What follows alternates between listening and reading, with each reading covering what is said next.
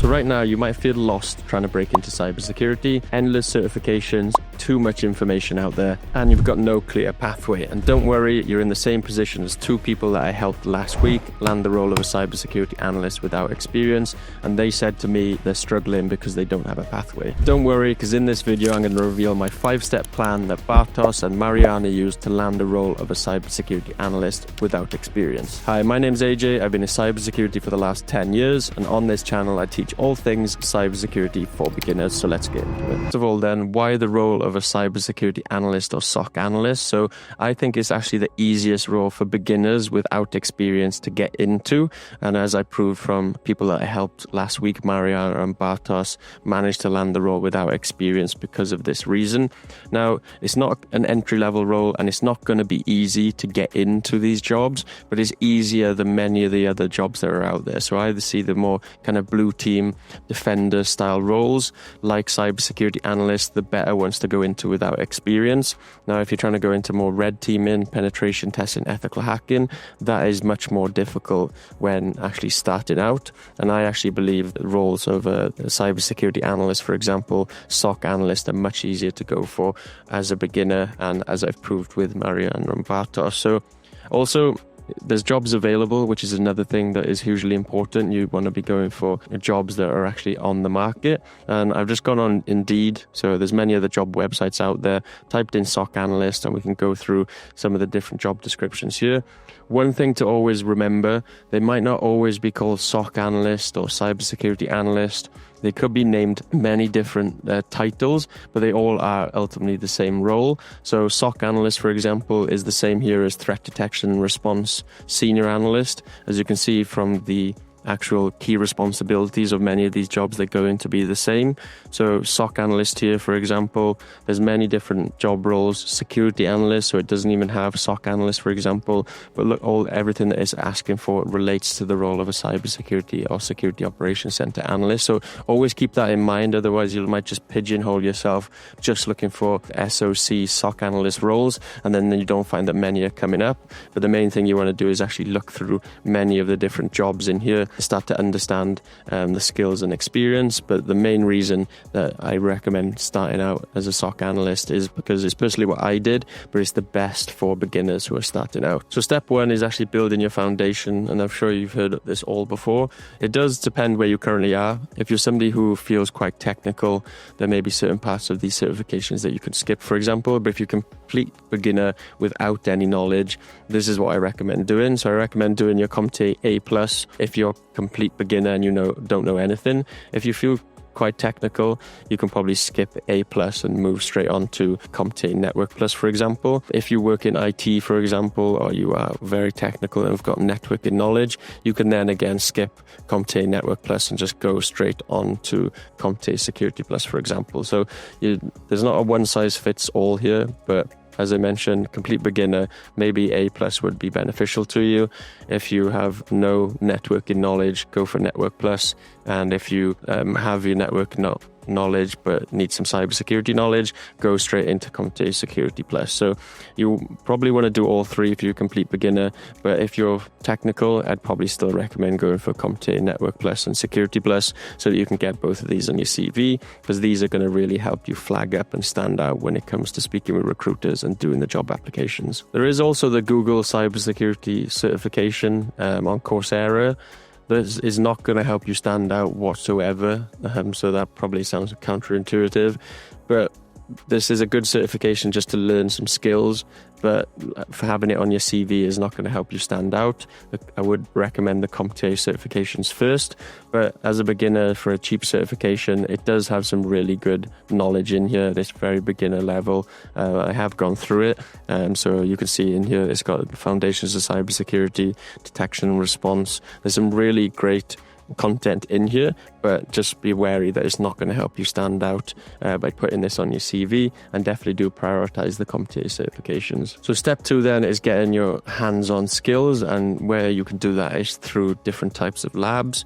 So now labs such as, so these are pre-built ones, so TryHackMe have this SOC simulator, for example, and they're going to take you through different challenges then to allow you to kind of immerse yourself in a security operations center and respond to alerts just like a cybersecurity professional would do. So they've got this tool in here that can allow you to respond to these alerts, which is really good because this is the kind of experience that you need, because these are the kind of things that you're going to be doing on a daily basis. So as you can see here, triage different attacks, perform forensics on the artifacts, for example, and it actually takes you through investigations for event logs in Splunk, which again is some really good experience that can help you build up the kind of day-to-day responsibilities of a cybersecurity analyst.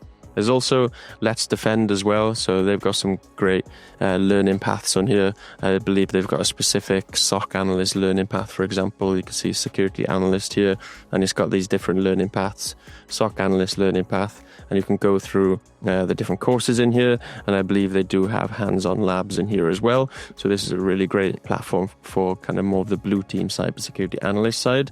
Now, while these pre-built platforms are great, what employers will actually want from you is being able to build your own home labs. And I personally got my own community, which is called CyberHub. The link is in the description, where you can actually join a free career strategy call as well. So if you want to apply for one of those calls and join this community, then you're more than welcome to do that. But in the classroom area, what I've got in here then is a set of labs. So these are hands-on labs, walkthroughs. So these are actually going to help you build your own home lab. So I've got cybersecurity AI projects, how to build a SIEM, which is a tool that all cybersecurity analysts are using. The importance of being able to build them yourself at home is that it's going to actually give you more experience rather than just going through the step-by-step guides that you get from these pre-built platforms. By being able to set them up yourself, you're going to understand the system and the tech stack a lot more, and this is what gives you that experience to actually apply for those jobs, asking for 1 to 3 years worth of experience, for example. So always look to build your own home labs, because this is going to give you the real hands-on skills that these employers are looking for. So step 3 then is actually gaining certifications related to the job role itself, so that of a cybersecurity analyst. So CompTIA have a really good one, which is called CYSA+, and this is more tailored towards the role of a cybersecurity analyst, and this is probably one of the ones I would recommend going into next to actually build on top of the home projects that you've been doing. There's also Security Blue Team as well, who've got a really good certification, which is starting to become quite well renowned in the industry, which is again tailored towards becoming a cybersecurity analyst. And these certifications are expensive, so it's GIAC. So these are very, very expensive certifications. Probably starting out, I probably wouldn't recommend them because they're so expensive.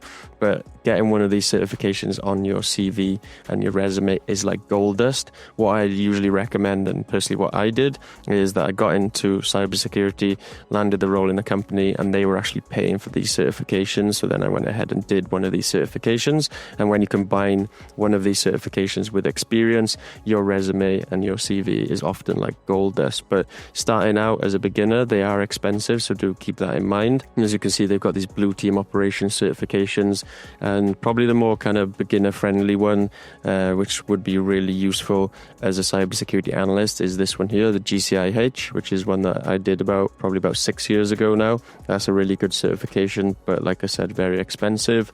And also I've done the GMON as well, which is another really good one for the blue team operations style role. And I also know people who've done GCIA and GCDA as well.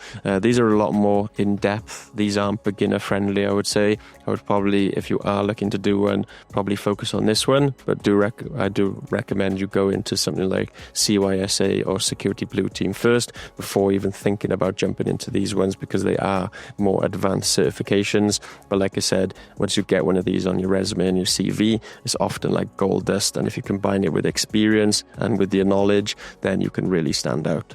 So step 4 then, once you've built up your foundational knowledge, you've started to do your home labs, and you're looking at some more tailored certifications to the actual cybersecurity analyst job, you're going to want to start applying for jobs themselves.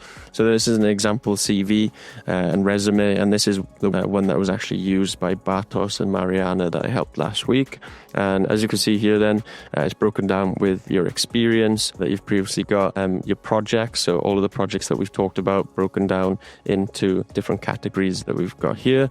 Each project needs to relate to the job role, so you need to make sure that when, let's say that a job role asks for Microsoft Sentinel, that you're noting down that you've used Microsoft Sentinel in one of your projects here. You need to tailor each CV and resume to the job application that you're going for.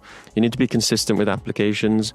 Bartos, for example, did 300 plus applications. So if you're not doing at least that, then don't expect to get callbacks. Don't expect to get any responses if you're not being consistent every day doing applications. And make sure that you're tailoring them as well. Like, you can be lucky. Some people don't do as many applications, but what I am seeing is that people are doing between 300 to 1,000 applications are the ones who are successful, and it just goes back to being consistent with those applications. And that's the same with anything in life, right? That you've got to be consistent, that you've got to stick at it. So this is an example resume and CV. You can also get access to this on strategy call that I mentioned as well. So the link is in the description if you wanted to join that call. But you can also see certifications as well listed in here. And this is a neat trick as well. They say that you're looking to do your CompTIA Security Plus, but you haven't done it yet. You can also write in here that it's been expected to get in the month and then the year. And what that does then is still help your CV flag up with recruiters because it's got the specific certifications on there. But you don't want to be lying about it. Make sure that you are working towards these certifications. And then you've got your education and skill set down here as well. So be consistent with applications. This is an example resume. It's one that has worked for students that I'm working with. It's even been working for myself.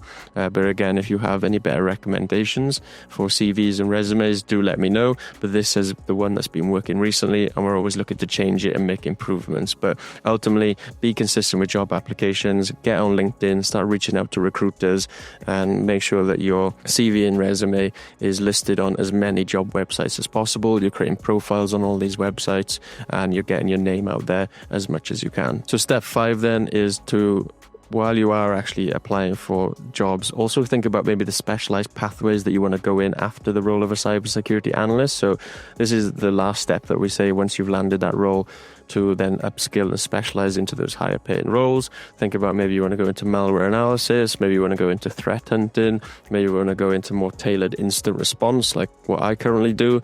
These are the kind of things that you want to start thinking about, so that when you land that first role, you can already think about how you can actually specialize and then upskill further. But ultimately, this is the pathway that you need to go down. This is what you need to be consistent at. You build your foundations, build your cybersecurity fundamentals, pick the role. I recommend the role of a cybersecurity analyst, learn the skills related to that job role, then do your home projects related to these skills, set up your resume and CV like I've shown you, and be consistent with job applications. It will take time, but as I've proved with Bartos and Mariana, it is very much possible to land a role as a cybersecurity analyst without any experience. Because the role of a cybersecurity analyst is very enjoyable, it is exciting, but it's always good to be able to think about what areas you want to specialize in, because ultimately that's going to allow you to upskill further into those higher paying roles, and it's just something to be excited about, right? If you are excited about a certain area, that's going to show off when it comes in your interviews, when it comes to actually going for these jobs. And a big thing that I notice in job interviews is that your passion can always stand out over your technical skills. So at times, employers, even just general people, they're sitting on the other side of the desk. If they can see that you're passionate about it, you're excited, they often then will be willing to train you up. So always keep that in mind. So start thinking about what you want to specialize in, because this is what's going to definitely excite you most. So now you know my 5-step pathway that I use to help Mariana and Bartos land the role of a security operations center analyst without any experience. You want to make sure that you're building up your foundations.